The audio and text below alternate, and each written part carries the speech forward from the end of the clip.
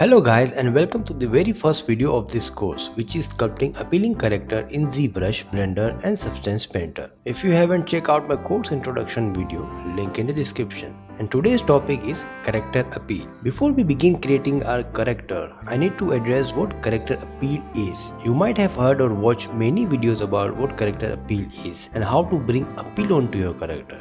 Well, in a nutshell, appeal is something what makes the viewers like most about the characters. Like at first glance, some of the character feels very interesting to see. It can be a cute character, evil character, or even a muscular one. Appeal does not have to be cute, although cute plays a huge factor in it, but the concept of appeal is to bring some kind of interest when he sees your character for the very first time.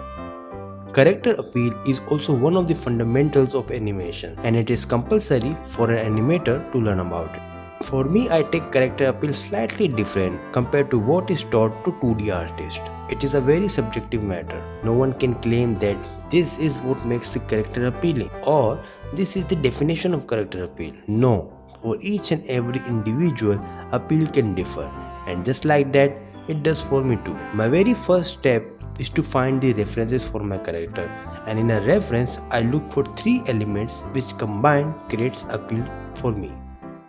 The 3 elements which I look on any concept art which leads me to make that character is a good silhouette, the expression and the colors. I will explain each 3 individually. Silhouette is a very important element in a character design. This is the first thing every person will see, not the colors, expressions or any kind of details. The silhouette itself what makes the model interesting. Silhouette must be clean and easy to read, and by looking at the silhouette, your audience should recognize the character. Keeping silhouette clean and must be your first priority. Second, the character must have interesting silhouette. While keeping it clean is the first thing you should think about, the rest is to make the silhouette interesting as much as possible. Look for the shape language. If you are a stylized artist, you need to play with the shapes and change the proportions to make the silhouette interesting. If you are a realistic artist who is sculpting with realistic proportions, then you don't have to worry too much about making the silhouette interesting. Just keep the first priority in check, which is keeping the silhouette clean. Also, beginners often make shapes too lumpy. A clean contour can help make the silhouette read better. Just keep it at the lowest subdivision level or Dynamesh. How I personally block out the character is with basic primitives. They are easy to control,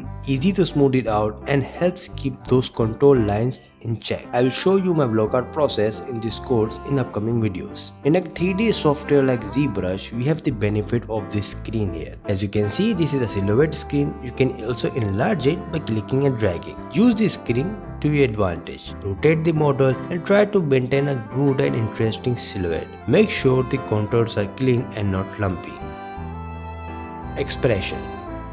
By expression, I don't just mean the facial expressions. The expressions simply means to express what you want the message to be. It can come in with a facial expression, pose or asymmetry. Most of the time, you would be creating characters on a T-pose. But sometimes you are working on a personal project and you want something for your portfolio. For that, always look for good expression. Eyes are windows to the soul, and eyes play a vital role in creating expressions. If you get the eyes right, and I don't mean just sculpting them, what I mean is also painting them and making them expressive, then there is a chance your character will have some kind of appeal to them. For the pose, it should be a dynamic pose because it makes the silhouette better, and it is our job to make the silhouette interesting as much as possible. And by posing our character, we make the silhouette better, more expressive and interesting to see. Third thing I want to mention is asymmetry in expressions. Symmetrical models are always boring, and in a real life, nothing is symmetrical, not even a human face. Note, if you are sculpting a T-pose, skip this step. Otherwise, break some symmetry in every way possible. Either it's the details, the shapes, or the pose itself. Break asymmetry as soon as possible. Colors.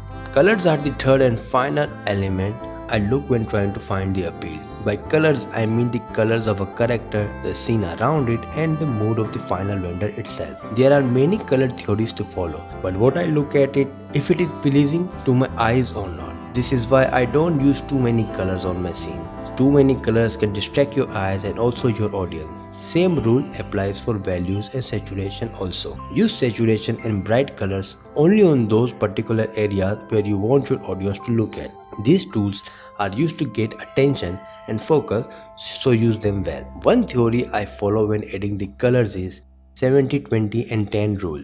70% of the colors where you want the audience to look at the most. 20% is the complementary color, which should be a small prop or a piece of cloth, just to divide the attention and add some variety. Finally, the 10% color, which can be a filler but does not have to be complementary, just a little to fill the unnecessary space and helps break the focus of the viewer. In this render, the blue color and atmosphere is 70% of the color, the red is complementary color, and the white and black is the remaining filler. Also, it will help if you study the color theories and study about different color harmonies. There are plenty of videos explaining these topics. The more knowledge you get about the colors, the more it will help you create an appealing color palette. Remember guys, colors and renders is much as important as the modeling itself. Once a great teacher said, you can save a bad modeling by giving it a very good render, but you cannot save a good model if the lights and renders are bad. So this is it guys, a short introduction for what character appeal is, at least for me as a 3D artist. I follow these elements whenever I try to bring appeal into my characters. Leave a comment if it helps you understand what it is, like and share with your friends. Have any suggestions? Feel free to comment and give feedback. Until next time,